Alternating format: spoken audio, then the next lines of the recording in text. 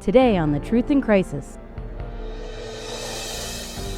Had he said, well, of course, there is no other text, you know that, because the Vatican's released the whole thing. Yeah. But instead of saying that, he says, I know nothing, Yeah. which means he knows. It means he knows more. Father Gruner stands vindicated, and you stand exposed as false prophets who refuse to go where the evidence should have taken you.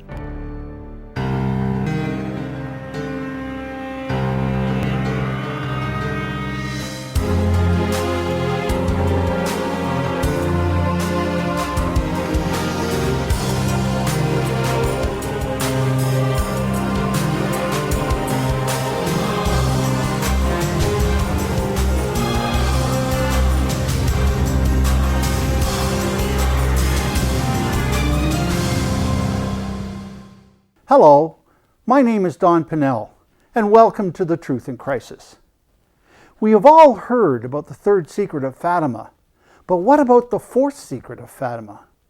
There is a new book on the market by a well-respected Italian journalist, Antonio Socci, which details the fact there may very well be much more to the third secret of Fatima, which has not been released to the public, as requested by Our Lady. This is something that you and your family need to know. Please stay tuned. On June 26, 2000, the Vatican released a portion of the Third Secret of Fatima, containing a mysterious vision of a bishop dressed in white being assassinated by a group of soldiers. The vision depicted that cardinals, bishops, priests, and laity were also gunned down.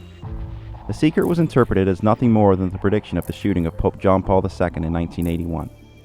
Many Catholics are convinced that the secret is not about this failed assassination attempt by a lone gunman, an attempt where no one else was killed and in which the Pope survived, but that there is something more. Antonio Socci, an Italian journalist and television personality, first accepted that the entire third secret was revealed and said so publicly. But as he investigated further, he too found strong reason to believe there is more to the secret than what was published in June 2000. Please welcome Father Nicholas Gruner and John Venari as they discuss this new development regarding Fatima and the third secret. In Rome, there's a new book out. It's called The Fourth Secret of Fatima. It's written by a very well-known writer, Antonio Socci. With us today is John Venari to tell us about this new book and why it's so significant. Welcome to the program, John. Thank you, Father. It's good to be here. Well, the importance of this book is the book is about the third secret. It was written by a mainstream author. He's a TV anchorman, very well-known, very well-respected in Italy. And it was published by a major publishing house, so it is very much mainstream. And in this book, Mr. Socci comes to the conclusion that, number one, regarding the release of the third secret, there is still another text, what he calls the explosive content, the text with explosive content, which is yet to be released. And number two, that the consecration of Russia has not been done, but we're going to be focusing on what he had to say about the third secret. In fact, the interesting thing about Mr. Socci is that, in fact, he had defended the opposite position. He had said that the Vatican has released everything. That's correct. In the year 2000, when the Vatican released what they said was the whole secret, he defended that position. That's correct. What happened was, what got him interested in the whole thing was that when Sister Lucy died in February of 2005, I think it was, correct? Yes. 2005. There was an article that appeared in Rome by Vittorio Missouri, and it was about the fact that the Vatican had sealed off her cell, and there were papers in there and letters to the Pope. But just in passing, Missouri talked about the fact that the release of the third secret in June of 2000, there were more questions. It left certain things unanswered. And what he said also, Socci said, is that since Missouri himself is so well known, the most translated author, Italian author on church affairs in the world, Missouri to make such remarks after the death of Sister Lucy, especially when Missouri hadn't said anything after the release of the secret in 2000, got him to start thinking about this. Right. Why would this well-respected author who had interviewed Cardinal Ratzinger, who had helped John Paul II write, the Crossing the Threshold of Hope, why would he cast suspicion on the Vatican in this way? So he entered into a little friendly journalistic debate with Missouri, and he was defending the Vatican position. In the middle comes this young intellectual writer named Celadeo, how do you pronounce his name? Paolini. Paolini, sorry, Paolini. Anyway, and he challenged Sochi regarding various aspects of the secret. He had written a book called Do Not Despise Prophecy. And Sochi, reading Paolini's book, came to the conclusion, at least, well, this position has to be taken seriously. I want to study more. So he started researching, and he researched Father Paul. He used Father Paul's book, the Devil's Final Battle. Yes, it translated into Italian, so we had the Italian version. Exactly. And he started more and more to come to the conclusion that, yes, there is a second text to the secret. Well, he said the evidence was so overwhelming, he had to surrender. He had to surrender. Yeah. He did not want to come to this conclusion. But the real piece of hot evidence that is in his book is... and this is something quite new. Something quite new. It just happened in July of 2006. And it came again from Paolini, Celadeo Paolini. Celadeo Paolini, on July 5th of 2006, he went to the home of Archbishop Capovilla. Perhaps we should tell our people who Capovilla is. Archbishop Capovilla was the personal secretary to Pope John XXIII, and Archbishop Capovilla was a Monsignor then. He was promoted as made an Archbishop later on, after I think the death of John XXIII. Anyway, Archbishop Capovilla is not simply anybody. He is one of the last, if not the last, survivors of Pope John XXIII's inner circle, and he's inner circle. That's important. The inner circle, and he has knowledge of the secret because I think he was there when he read the secret. He read the secret. He was there when. And also, I think it's certainly suggested, it's not stated in his book, that it was Archbishop Capovilla himself who told the press. The press report was anonymous. It would never be released. It would not be released at this time. Yes. And that release was given on the 8th of February, 1960. Right, and Monsignor Capovilla was responsible for telling the press that. Yeah, and so he's not just any sort of Vatican Monsignor. He is the personal secretary of John XXIII, the Pope who himself decided not to release the secret, and all the popes since then have been following his policy. And for Capovilla to have this interview and what came out subsequently, I think it's important for them to realize it's not just anybody. No, it's a very important primary source, and that's why Paolini, being a good journalist, good researcher, he went to see Capovilla, and he told he says, the reason I'm here is I've researched Fatima extensively, I've written a book on it, and I'd like more information about the third secret. And Capovilla immediately said, well, the Vatican has released its official documents, and we must adhere to what is in those official documents, even if one may know more himself. And Paolini said, even if one may know more himself? This was a little hint that Capovilla was giving. Well, he was telling him two things. Number one, he was telling him how the Vatican operates, that if there is an official position, everyone has to abide by it. And secondly, it was his way of hinting, yes, I do know more. And that was confirmed because Capovilla then said, write me and I'll answer you. And maybe I'll give you a phrase. So anyway, Paolini went home and he wrote a series of questions. And on July 18th, 2006, he received a package from Archbishop Capovilla. It had a little note, and it had the answers to his questions, and it had some archived papers from the Vatican. Well, I might just say the answers to his questions, he acknowledged the question. He didn't always answer them, if I might say, although he answered them in a very strange way to when he asked him a certain question. But he also sent some archived notes, which he said, Capovilla told him that, most of my papers are given away to the museum now, so I'll see if I have any papers left. But apparently among his papers he found something that was not sent to the museum. Now, what was? But we should talk about the questions too. Well, the question he had asked him about the existence of a text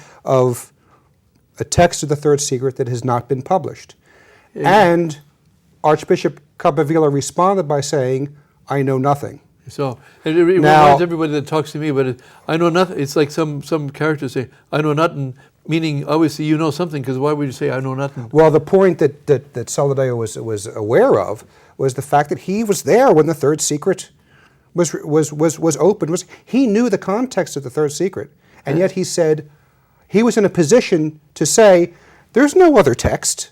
Yeah. What was released on June 26th was all of it. He was in a position to say that. And he said, I know nothing. Yeah. So, see, Soledad was asking the question, is there any other text, besides what was been published, is there any other text that's not yet been published? And his answer is, I know nothing. Well, had he said, well, of course, there is no other text, you know that, because the Vatican's released the whole thing. Yeah. But instead of saying that, he says, I know nothing, which means he knows. It means he knows more. Yeah. So then there was a little note, a little autographed note, saying to Paolini, I would suggest that you purchase the June 26, 2000 document of the Sacred Congregation for the Doctrine of the Faith regarding the message of Fatima. Now, Paolini immediately said, now wait a minute, he knows. Yeah, well, I've researched this. I have this document already. Again, another hint from Archbishop Capdevila, read it again. But read it again in light of this other document I've sent. Now, so when Paolini compared the two texts, he saw that in Capdevila's archive document, had the official seals and everything, there was an official Vatican document, it said that Paul VI had read the secret on June 27, 1963. In the year 2000 document that was released by the Vatican, it says that Paul VI read the secret on March 23rd. 27th. On 27th, thank you. March 27th, 1965. So here you have two dates. We have a discrepancy of dates. But they're both on the 27th, but one's on the 27th of June, the other one's on the 27th of March. And one is 1963 and one is 1965. Correct. So 27th of June, 1963 is when Capdevila, the eyewitness, says that this is when Paul VI read it. Now, I shouldn't say the eyewitness. He's a witness because on another, which is not said in this book, which I watched on Italian television, perhaps it was the same program. I don't know which. I don't remember now which was but on a program in Italian, Archbishop Capdevila was quoted as saying that when they gave the secret to Paul VI the first time, he said, "This is not it." And so they phoned Capdevila, who was the secretary to John 23rd, his predecessor, and Capdevila told him, well, you'll find the text in such and such a place. And they went there, and it was exactly where he said it was. So Capdevila, knew when Paul VI was, but here you have Capdevila giving you a document saying, Paul VI read it in 1963. Now, for people who don't remember, Paul VI was elected in June of 1963. John 23rd died early June. I still remember where I was when I was reading the paper of his death, early June 63.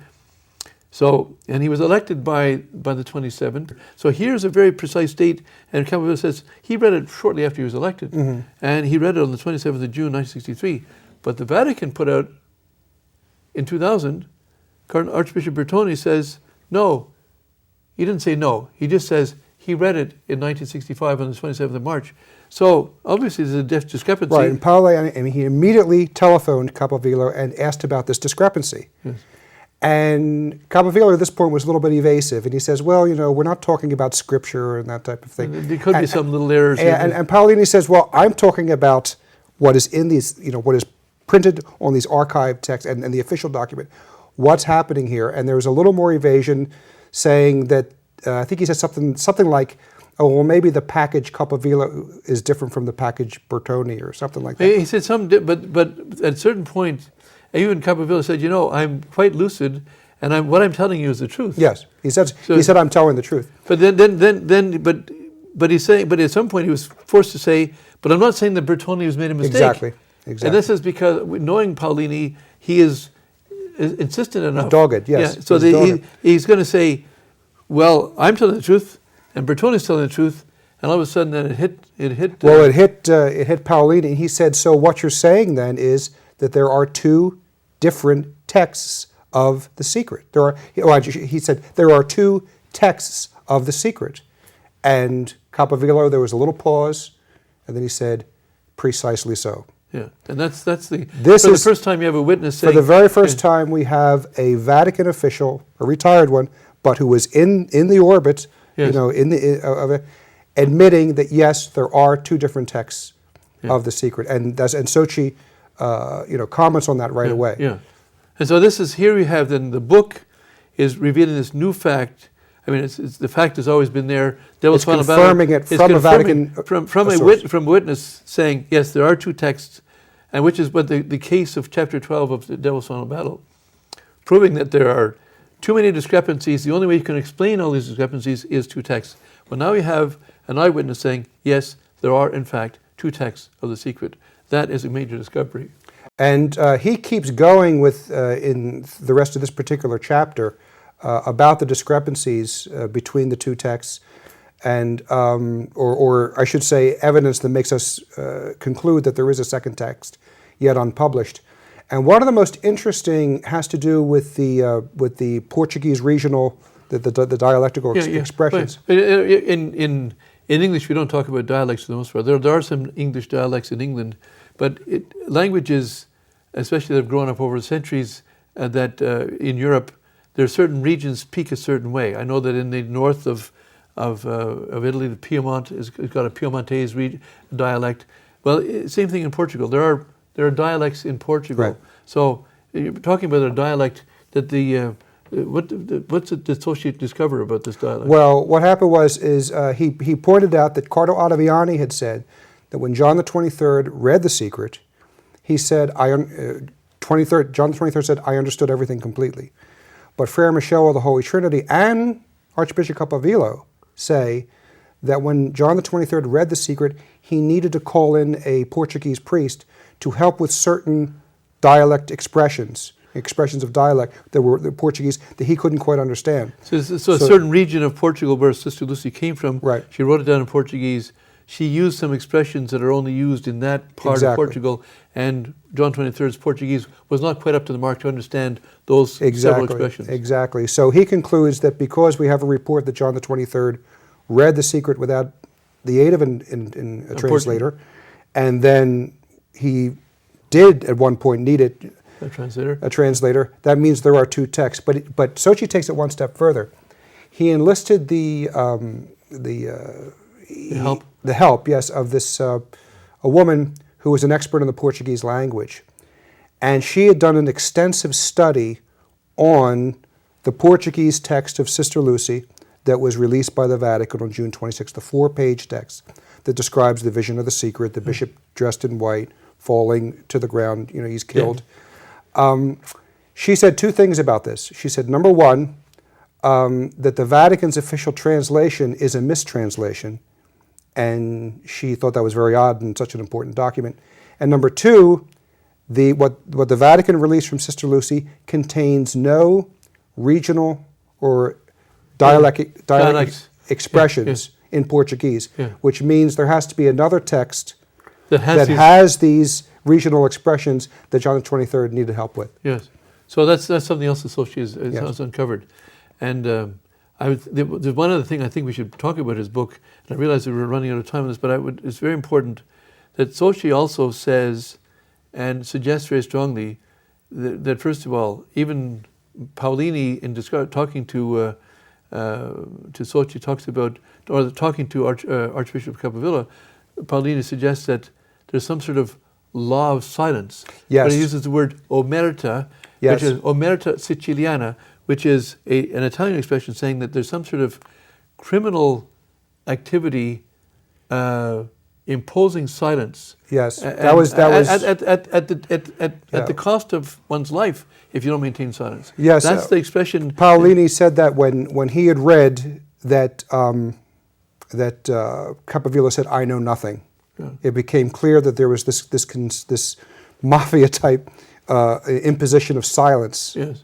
On this, and that's also why it was so. Capovillo made it so difficult for Paulina to get this out of him. He didn't just come out and give him an answer. Yeah. He kept stringing him, I won't say stringing him along, but giving him a little more and giving him a little more and giving him hints. And as if to say, if you are the good researcher you say you you should be able to pick up Well, I on think what if- I'm saying, I think and if- Paulino picked up on everything. I think what you need to also know is that Paulini, I'm sure you know this, but I think I know it even more, that he is such a detailed and such a persistent person on these things that anything, any detail that was out of place, he would pick up. So although it's described perhaps by Sochi, I think it's really Paulini's, what's the word be?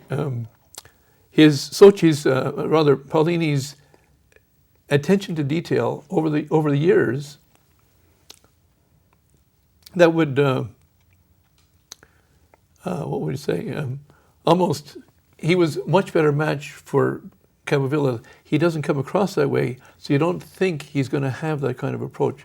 But he has such a detailed approach to that Capdevila was outmatched, so to speak. I don't think that Capdevila really wanted to give everything he did, but I could be wrong on that. Either way, it came out. Whether it was Capdevila didn't want to say a falsehood, which is to his credit, but at the same time, he couldn't not answer questions also.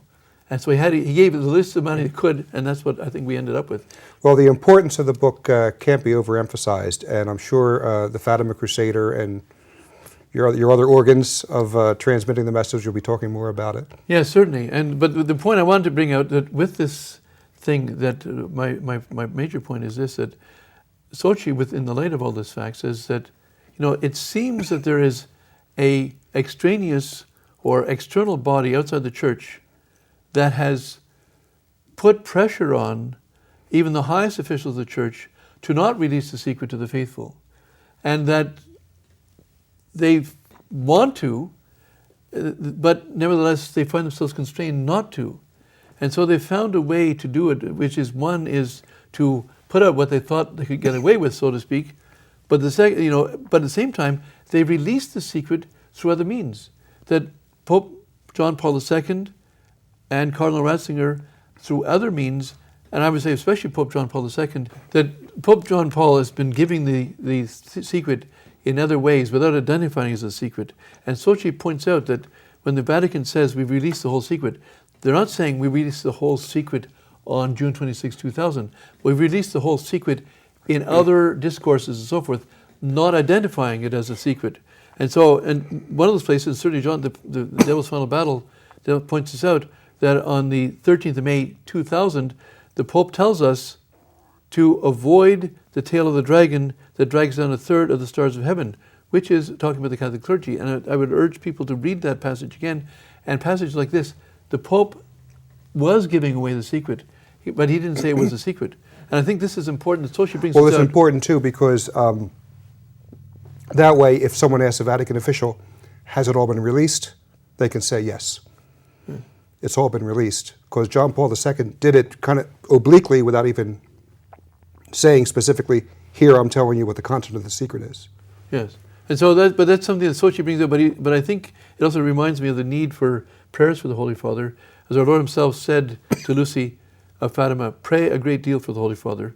And Our Lady said, that the Holy Father had much to suffer, and that the church would be persecuted. And all this, most people don't see the Holy Father much to suffer or the church being persecuted, but this persecution is ongoing. The Pope has much to suffer, ongoing. Our Lord's request for prayers for the Pope is ongoing.